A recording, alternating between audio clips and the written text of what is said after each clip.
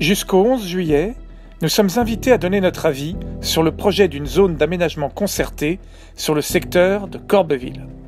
L'enquête publique a été prolongée de 15 jours grâce à l'intervention de l'association Orsay en Action. Ce projet suscite de nombreuses questions. Voici les principales. Corbeville, c'est ça. Un secteur du plateau de Saclay de 94 hectares, dont la majeure partie est située sur la commune d'Orsay. D'ici à 2026, vont se construire ici 1200 logements étudiants et quelques centaines de mètres plus loin, 1600 logements familiaux. Ils pourront s'élever jusqu'à 25 mètres. Il est prévu qu'Orsay passe de 16 500 à 24 000 habitants à l'horizon 2025. Tous ces chiffres sont tirés du dossier d'enquête publique qui est consultable en mairie ou sur Internet. Il y a aussi naturellement des infrastructures qui sont prévues, mais seules quelques-unes, comme le futur hôpital, sont vraiment programmées. Fin 2023, début 2024, et il sera construit sur cet emplacement. Docteur Bonnier, bonjour. Que pouvez-vous dire sur le futur hôpital ? Eh bien, le nouvel hôpital d'Orsay est prévu pour 416 lits. Or, il doit remplacer l'hôpital d'Orsay, bien sûr, et aussi l'hôpital de Longjumeau et l'hôpital de Juvisy, ce qui fait à eux trois 1000 lits. Tout ceci sans aucune concertation entre le public et le privé, ce que bien sûr nous aurions souhaité. Et l'hôpital actuel, qu'est-ce qu'il devient ?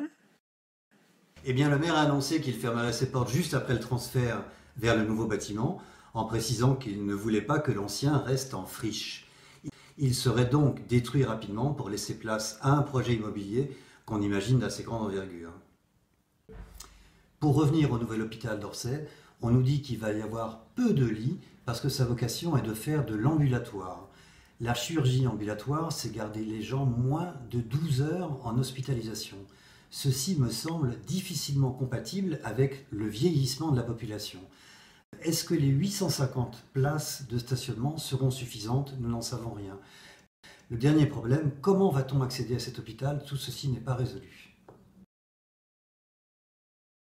Alors, le moyen d'accès que tout le monde attend, c'est la ligne 18 qui va passer ici.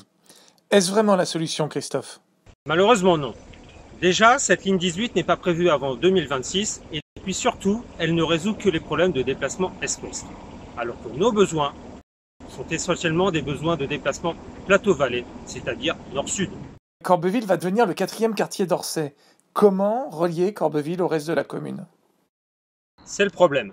Par la route, on n'a pratiquement que deux solutions. La 118 qui est régulièrement saturée et la rue de Versailles qui n'est absolument pas prévue pour un tel afflux de voitures.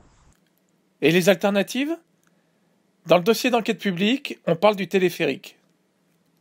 C'est une excellente idée, relativement peu coûteuse pour un moyen de transport structurant et très efficace. Malheureusement, dans le dossier, c'est juste une note d'intention et ça ne pourra pas être fonctionnel avant au moins 10 ans. Nous sommes rue du Fond du Guichet. Voici l'état dans lequel était la rue il y a un an jour pour jour. Qu'est-ce qu'il s'est passé, Arnaud ? Ça fait 2 fois en 2 ans que l'eau est entrée dans les maisons. En 2017, c'était les végétaux en provenance des bassins qui obstruaient la canalisation à la jonction avec le réseau des eaux pluviales.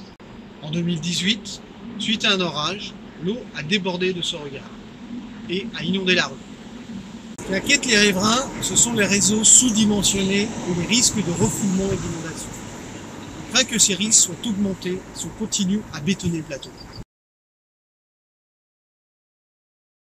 À la lecture du dossier, nous avons beaucoup de points qui nous posent problème quant à la pertinence du projet. La gestion des déchets produits, qui n'a pas l'air d'être prévue. La gestion du stationnement, les besoins réels sont minimisés pour gagner de la place. Et la gestion des écoles, où l'on préconise d'augmenter à 30 le nombre d'élèves par classe.